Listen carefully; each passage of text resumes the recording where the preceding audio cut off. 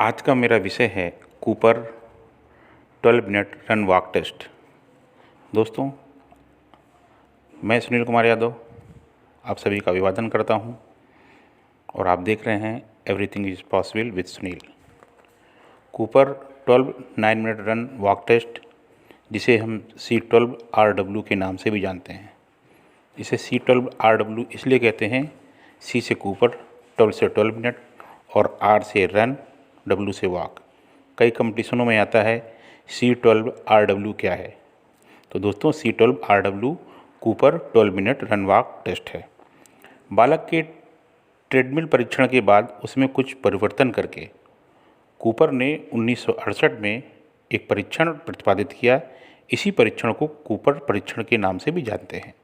इस परीक्षण के माध्यम से उन्होंने ये स्पष्ट किया कि कुछ समय दौड़ने के बाद व्यक्ति में हृदय की नाड़ी गति में असामान्य परिवर्तन होते हैं। उन्होंने कहा कि कुछ समय तक जब दौड़ते हैं तो दौड़ने के पश्चात व्यक्ति की जो हृदय की नाड़ी है उसकी गति में असामान्य परिवर्तन होते हैं। अतः कार्डियोवैस्कुलर में जो परिवर्तन होता है, इस परीक्षण के माध्यम से कार्डियो रेस्पिरेटरी फिटनेस का सही व आसानी से पता लगाया जा सकता है। इसके लिए पुरुषों को 12 मिनट तक तथा महिलाओं को 9 मिनट तक लगातार दौड़ना या चढ़ना पड़ता है। कूपर ने क्या किया कि जो बालक है या पुरुष वर्ग में है उसको 12 मिनट तक लगातार दौड़ना पड़ता है या चले, उसको रुकना नहीं है 12 मिनट तक। और महिलाओं के लिए ये कंडीशन 9 मिनट की रखी कि 9 मिनट तक महिलाएं जो हैं वो लगातार दौड़ें। दौड़ने के बाद उन्हें थकान महसूस हो रही तो चलना प्रारंभ करें, लेकिन वे रुकेंगी नहीं। इसी को हम कूपर 12 या 9 मिनट रन वॉक टेस्ट के नाम से जानते हैं।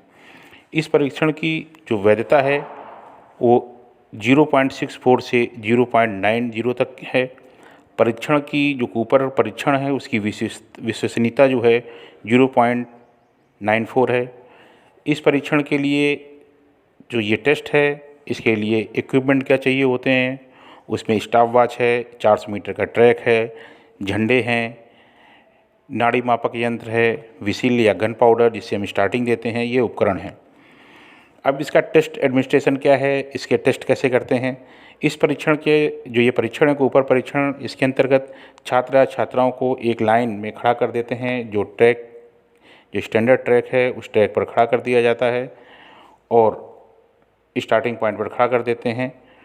और जो ट्रैक का स्टार्टिंग पॉइंट होता है, फिर जो परीक्षण करता है विसिल से या गन से उनको स्टार्टिंग देता है और छात्र या छात्रा जिनका हम टेस्ट परीक्षण कर रहे हैं वो ट्रैक पर दौड़ पड़ते हैं।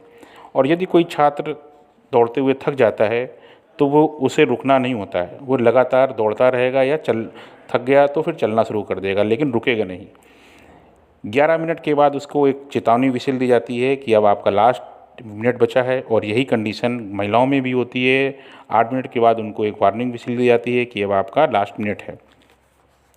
ट्रैक पर दौड़ाने से पहले स्टार्टिंग पॉइंट से लेकर ट्रैक के चारों तरफ हम 25-25 मीटर की दूरी पर फ्लैग लगा देते हैं, छोटे से छोटे फ्लैग लगा देते हैं। और ये इनकी संख्या 16 होती है। 16 फ्लैग जो है वो हम ट्रैक के चारों तरफ लगा देते हैं। और जो बच्चा दौड़ता है तो लैप, पहले तो 400 मीटर का जो ट्रैक है उसकी लैप जो है वो हम लैप की काउंटिंग कर लेते हैं कि कितने वो लड़का कितने राउंड उसने किया। इसके बाद 12 मिनट और 9 मिनट पुरुष और महिला वर्ग में जब हो जाते हैं तो उनको रोक दिया जाता है और उसकी हृदय की गति तथा नाड़ी की गति को नाप लिया जाता है तथा कुल तय की गई दूरी जो ट्रैक पे उसने दौड़ा है, 1 चक्कर लगाया है, 2 चक्कर लगाया है, कितने राउंड लगाया है, वो दूरी तय कर लेते हैं।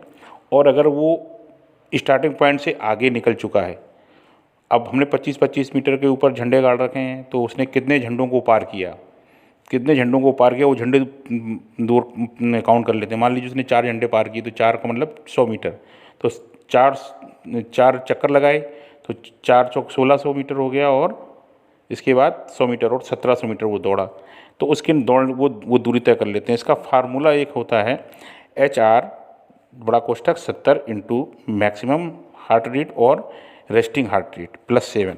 70। ये इस फार्मूले के तहत हम इस चीज़ को हल कर लेते हैं। और एक टाइम टेबल है, एक सारणी होती है, जिस सारणी के द्वारा हम ये पता करते हैं कि वह कैसा है।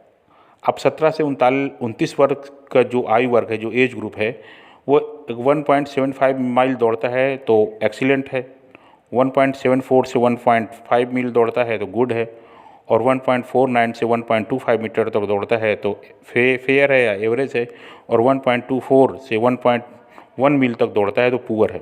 और अगर 1 मील से भी कम दौड़ता है तो वो बहुत ही ख़राब है, उसकी जो हृदय नाड़ी तंत्र है उसका वो बहुत ही ख़राब है। इसके बाद 30 से 39 में यदि एक 1.7 माइल दौड़ता है तो एक्सीलेंट दूरी तय करता है तो एक्सीलेंट है वो, और 1.69 से 1.4 माइल दौड़ता है तो गुड है, अच्छा है, और 1.44 से 1.20 माइल दौड़ता है तो फेयर या एवरेज है। पुअर की कंडीशन 1.19 से लेके 0.95 है, और वेरी पुअर जो है वो 95 मील से कम है तो वेरी पुअर है। 40 से 49 वर्ग की में 1.65 माइल दौड़ता है तो एक्सीलेंट, 1.464 से 1.40 दौड़ता है तो गुड, और फेयर की कंडीशन 1.39 माइल से लेकर 1.15 माइल तक दौड़ता है तो फेयर है। पुअर की कंडीशन आती है यदि 1.14 मील से 0.90 मील दौड़ता है तो पुअर है, और 0.9 मील से भी कम दौड़ता है तो बहुत ही ख़राब है।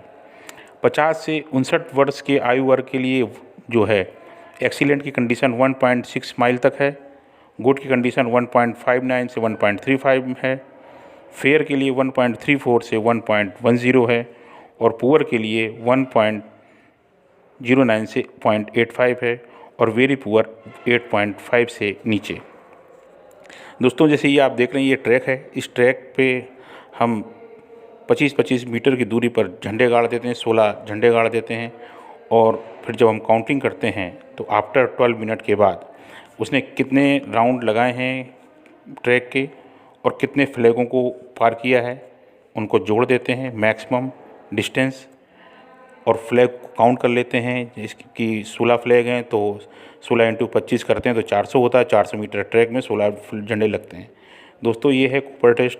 आपको जानकारी अच्छी लगी हो तो चैनल को लाइक करें, सब्सक्राइब करें, दूसरों को अवश्य भेजें। आपका सपोर्ट, आपका उत्साहवर्धन ही मुझे मनोबल देता है। मैंने अभी ऑफ़र बनाया था, उस पर आपने बहुत अच्छे आपका रिस्पांस मिला। जय हिंद, वंदे मातरम।